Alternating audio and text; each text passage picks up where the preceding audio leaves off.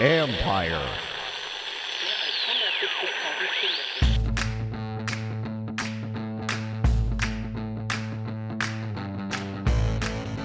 Hello and welcome to my podcast. Do me a favor, subscribe to the John Con Report wherever you get your podcast. You're watching on YouTube, hit that like button, hit that subscribe button.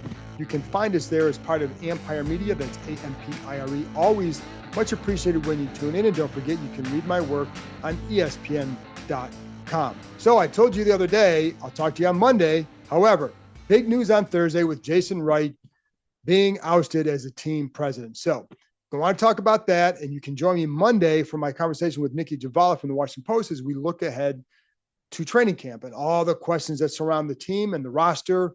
But this is another off-field move that we got to kind of discuss just for a few minutes, get you in and out, and then look ahead to training camp. So listen, man, this is a huge move because it's just another revamping of this organization. Look at a year ago, where we were at. Even a year ago, as I record this, Josh Harris still hadn't officially bought the team, but in the last year, new owner, new GM, new coach, and now there's going to be a new president because Wright will be out. He's going to stick around till the end of the year.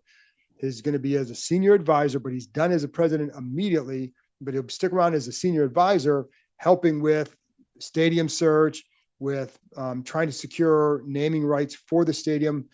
There are a lot of people in the business community and in the area who do like and respect Jason, like dealing with him. So I think they're going to keep him on for that, at least until the end of the season. And then that will be it. And if he gets a new job before then they'll pat him on the back, wish him luck, and move on. So now the quest for a new president, of course, listen, Josh Harris and Tad Brown, who's the CEO of HBSE, they're going to be leading the search, but suffice to say, folks, this is a group that's always prepared. So even with the GM search, they hadn't made up their minds during the season, but they were already compiling lists and certainly looking at other people, or at least getting information on a lot of people like Adam Peters. So you can rest assured that, again, this was not a surprising move. It's a move that a lot of us who I think cover the team have expected. You know that they're probably down the road of already looking at people. Now, I will say that the way they're going to structure this, it's the way it should be. You're going to have an owner and you have a GM, and then you're going to have a president over here. The president is only on the business side. So if you start seeing names of people who have a sports background, it's not what they're looking for. They're not looking for somebody to oversee the entire operation. They're looking for somebody to oversee the business side, period. Adam Peters is in charge of the football side. If they went out and changed that, I think Adam Peters might be kind of pissed because he's got the power on that side. He answers to Josh Harris. So that's how it's going to stay. So whoever they get, it's going to be on the business side. And my gut feeling would be that they're probably either down a certain road or at least have a really, really good idea of a couple of targets, a couple of people they would like to target. So when you see Bob Myers' name, listen, who knows what happens, but again, they're looking for a business guy, not a guy with a sports background to run the entire organization. They already have those people in place. But again, it's just another break from the past. And when you come into a new organization, when you have a new owner, it's not unusual to see this kind of a change. But it's funny because I've covered this team a long time, as you know, and I don't remember anything like this in a 1-year span. And it goes, you can include quarterback in there as well, although it's kind of a yearly occurrence here, but you changed each of the most important positions in an organization all in 1 year. Think about that. But I think it's what this franchise needed. And whatever your feelings are on Jason Wright, not everything that he gets blamed for was all on him. There were definitely some things that I know people liked about him and some things that people didn't like about him in the organization. Fans, you can have your own opinion. But when you make these changes, it's really hard, I think, to stick around, especially when the organization had gone through the years that this place had gone through and just subpar football play, subpar throughout the organization. And there were definitely good people in there, but it's certainly things were not going well. And so that's why were in this spot. And this Jason Wright's contract was up at some point in August. So that's why this move is coming out now. And it's one that, let's say this again, it was not a surprise. So why did this happen? Again, part of it is just change. When you change, there's going to be moves like this. I know, with Jason Wright, obviously there were a lot of things that had to change here. And you look at the business side over the last few years and just, they lost sponsorships. Now you look back and it's like, how much of this was to blame, or Snyder to blame for all that? Well, all of it, because that's why people were leaving. That's why sponsors left. It's why it was hard to get any sort of a stadium deal done. It's why it was hard to do anything with him here. And you notice that after he left, how many more season tickets they sold, how many more sponsors came back on board. Now they lost FedEx. FedEx, I think, was looking for a way out anyways. And, I know they haven't secured any new naming rights. I know they felt like it wouldn't, not so much that it wouldn't be hard, but that they would be in a good spot whenever they got that done. And part of it is they want to find somebody who would be willing to perhaps stick around when they move to the new stadium and not just sticking now. Because I think if you do that, then you can get a much higher fee. So that's all going on. But there was, and I talked to someone else who, whether or not this person likes him, they at least respected aspects of what Jason Wright did here. And part of that was, he said that he came to a wretched workplace and brought in a lot of good people, they thought. And I know some people here were not fans of his, and then others were. So, but part of that, now I know they brought in there were other people that brought in, a lot of them that left as well. And there were some people who left because of a power struggle with Jason. So there was so much going on here, but I think it was such an uphill battle because of what Dan Snyder had created and it was hard for anybody who worked here to keep pushing that boulder up the hill. And that's what it was like. And, and so anybody, I think, who had come here would have had a difficult time because of all the crap going on throughout the last 4 years prior to the sale. So, but he's got caught up in that. And again, there were things that he didn't do that were good enough. And, I know fans are upset about the name change. And he was the face of that name change. He was not alone in the name change. He was just the face of it. So was it his decision alone? No, it was a group decided that, including the owners. And, but again, he was the face of it. And we know the name remains unpopular, but that's not why I've heard that they're in this position, right? About the name change, nor was it the Sean Taylor Memorial installation that people were upset about as well. And understandably, they botched it the first time, just like the Sean Taylor retirement jersey ceremony. That was botched, in which Jason Wright admitted. And I do think that sometimes that there needed to be more listening to people who had deep knowledge of this franchise and what certain things meant to them. And I think with all those changes, sometimes that got lost. And sometimes you bring more people from the outside. It wasn't always bringing people from the NFL world or who had strong ties to this franchise coming in. And I think that always that sometimes led to a lot of hiccups. And there were things that were, continued to happen, whether it's press releases that were constant misspellings, and those are people that he brought in. So that's something as well that you had to clean up. And so all that goes into the pot when you're making decisions like this. And Josh Harris spent the last year going over every one of these individuals in the organization to see, should they remain and be part of the future of this place? And of course, the answer is no. And going back to the name stuff, will Jaden Daniels climb to the top of the NFC East? Will the Commanders zip past the competition? We'll have to wait until the season starts to see, but you can get a head start on the competition this summer at the Adventure Park at Sandy Spring. Named the #1 aerial adventure park in North America by USA Today, the country's largest ropes course and zipline park is now open 7 days a week. Located in the heart of Montgomery County, Maryland, the Adventure Park offers climbing, ziplining, axe throwing, food, and more.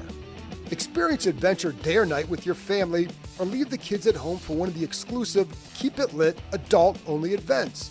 These summer date nights are perfect, featuring glow lights, music, fire pits, and endless adventure. With challenges anywhere from beginner to expert, there is something for all skill levels. Not looking to scramble through the trees? keep your feet planted in the pocket and throw a perfect spiral at axe throwing. You can throw at traditional targets or play any number of interactive games.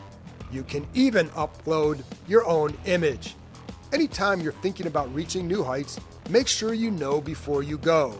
The Adventure Park at Sandy Spring is the only ACCT accredited park in Maryland or Virginia. So there you have it, folks. The best climbing, ziplining, and axe throwing in the country right here in the DMV. Reserve your adventure today at www.theadventurepark.com/Kime.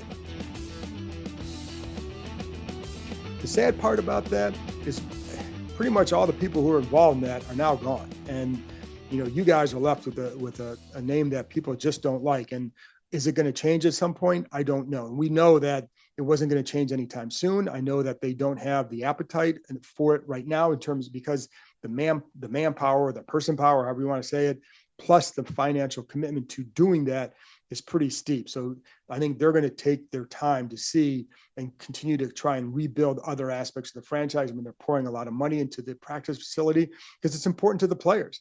I don't think the players care about the name for them to go invest in that right now. And yes, you'd have to invest a lot of money to go do that.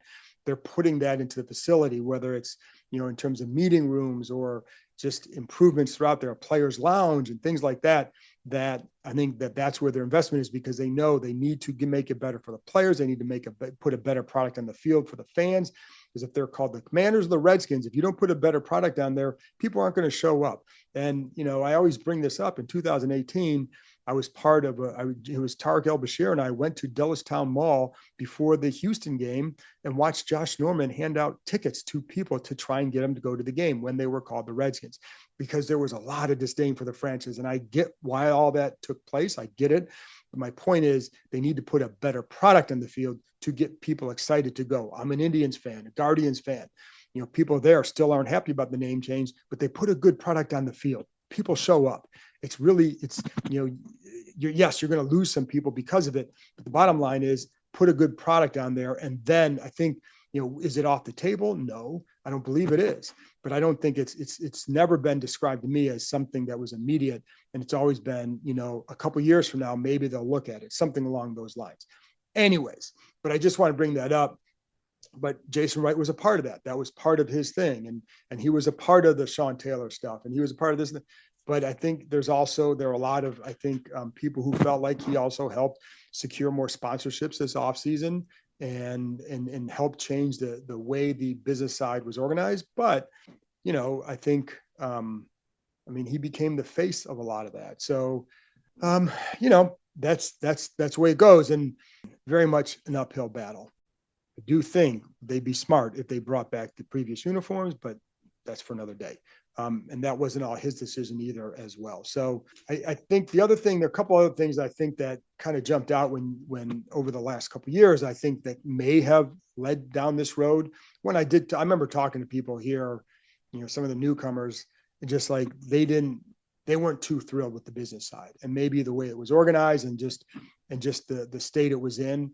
Now it wasn't just about losing sponsors and all that. I just think they just didn't like how it was. And keep in mind, there are a lot of businessmen who are part of this ownership group. So they know what they're looking for and how they want things structured and organized. And then I think the other thing is at the 2023 Combine, I heard from multiple people from outside this organization, some inside, but also from outside, about how the worst kept secret was Jason Wright wanting to kind of inch his way or edge his way more into the football side and kind of maybe be able to have control of both.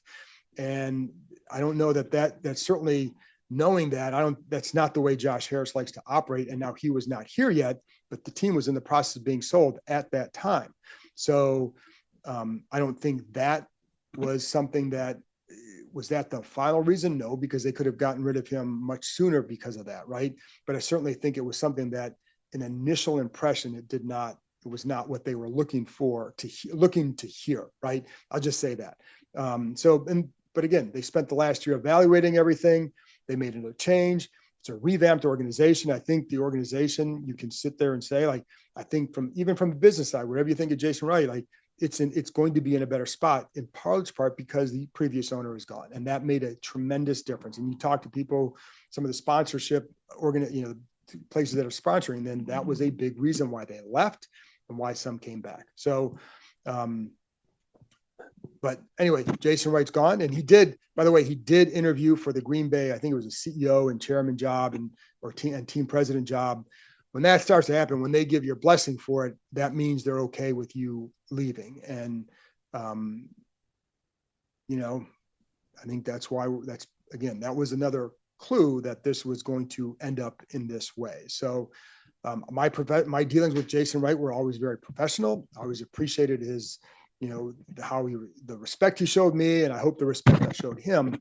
But when you're looking at this again, when there's a new owner, it's really hard to stick around. You have to be really, really, really good and have your department operating at a high efficient level. And I know, like I said, it's not, I did talk to people who felt like there were a lot of good things that Jason Wright did, and others who will probably be happy, who will be happy with this change, depending, of course, on who comes in. Regardless, we're in the spot.